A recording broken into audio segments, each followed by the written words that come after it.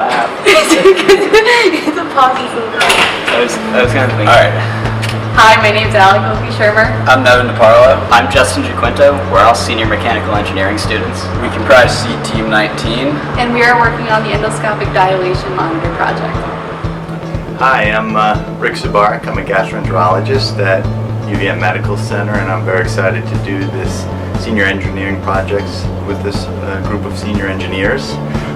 The project is a project that hopefully will help the way we stretch or dilate the esophagus of people who have difficulty swallowing food. The idea is that it will improve the efficacy and reduce the risk of the esophageal balloon dilation procedure that I do, which is a frequent procedure, and the actual device that we're hoping to develop can adequately measure not only pressure but also the volume you put into a system while you're stretching someone's esophagus in this esophageal balloon device. And I'm very excited that we can potentially improve the care of my patients.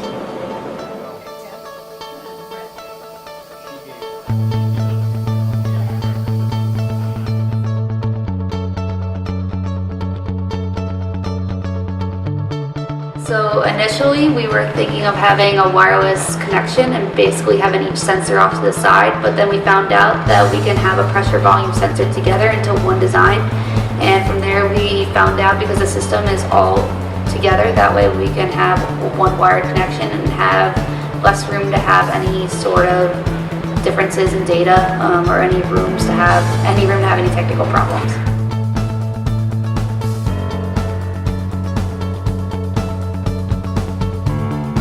So for trade-offs, we really don't have that many besides having a wired connection. Basically, it makes it a little bit more cumbersome, but in this long run, there's less room to have any difficulties or mishaps with any of the data. It's also medical data, so we want to have it as accurate as possible. So this is our mounting system. This is our pump bracket, which we designed and 3D printed ourselves. This is a sensor bracket, which is made out of 500 series aluminum sheet metal. This is, as you can see, this goes up and down very easily. We've also integrated a power strip into this, so we can power all of the sensors and computers. And lastly, we've added Velcro to the computer, so it won't slide off the table.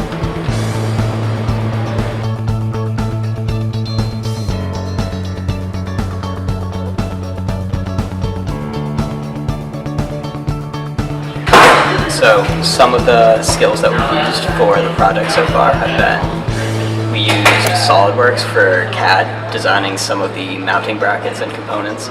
We used MATLAB and Excel to analyze some of the data, so we knew which sensor would be the best to buy. And we've also been corresponding with some professional engineers who have helped us develop some software in LabVIEW.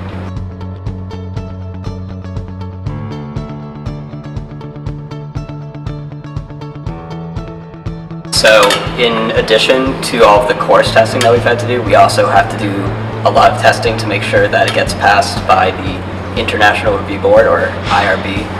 And basically, in order to do that, we've been running pressure and volume tests on the balloons and recording all the data in Excel. That allows us to make sure that, number one, the data is coming back to us in real time. The pressure and volume are both being plotted simultaneously, and that the volume of each balloon is not affected by the fact that we have the sensor in the system.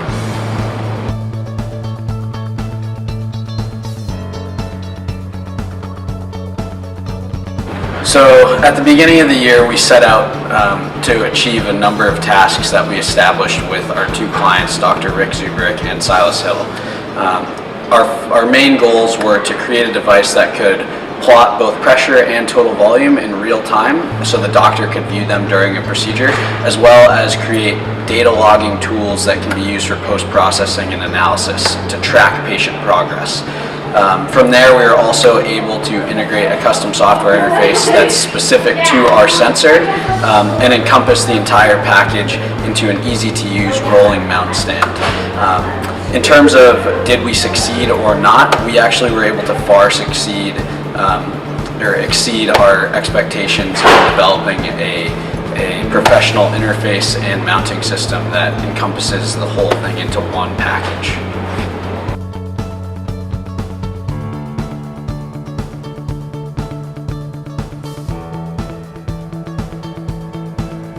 So what's next for our project? We have a couple big developments coming up in the next few weeks. First and foremost, we want to have the device be passed by the International Review Board at the hospital so that our client can start using them in procedures for clinical trials as soon as possible. From there, we're also working to be added to the non-provisional patent that was filed for last year's Endoscopic Dilation Monitor team. And if that's successful, we're hoping to get this device into the hands of endoscopy clinics at a national and potentially even global scale to help improve the outcome of endoscopic dilation procedures in patients that suffer from dysphagia. We would just like to say thank you. Thank you. Thank you, Richard Zubrick, Silas Hill, and Kevin Gudenkoff from Alicac Scientific. Without your help, this project wouldn't have been possible.